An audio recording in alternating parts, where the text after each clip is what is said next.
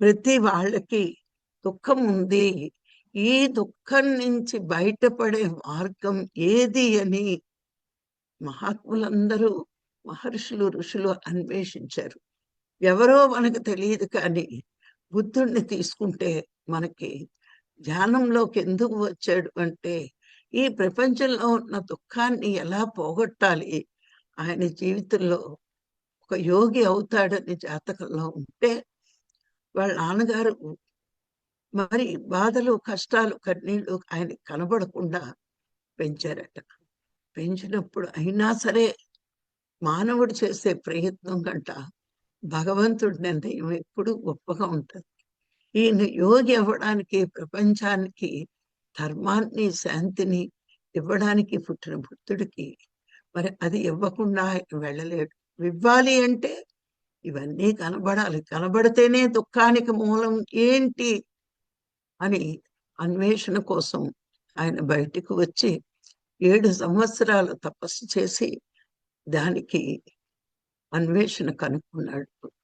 మరి కారణం ఏంటి అని అడిగితే ఒకే మాటలో ఎన్ని రకాలు, ఎంతమంది ఈ దుఃఖానికి మూలం ఏంటి అని కనుక్కున్నా అవి తాత్కాలికమే అయ్యాయట. అంటే దుఃఖం తాత్కాలికమే పోయింది.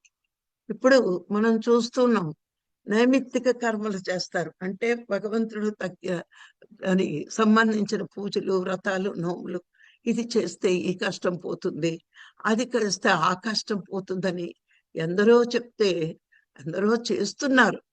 ఇవన్నీ తాత్కాలికమైన శాంతినిస్తున్నాయి, కానీ శాశ్వతమైన దుఃఖాన్ని పోగొట్టలేకపోతున్నాయి. మరి శాశ్వతమైన దుఃఖానికి పోగొట్టడానికి ఏంటి మార్గం అని అన్వేషిస్తే అందరికీ దొరికింది ఆ మార్గం బయట లేదు. ధర్మం.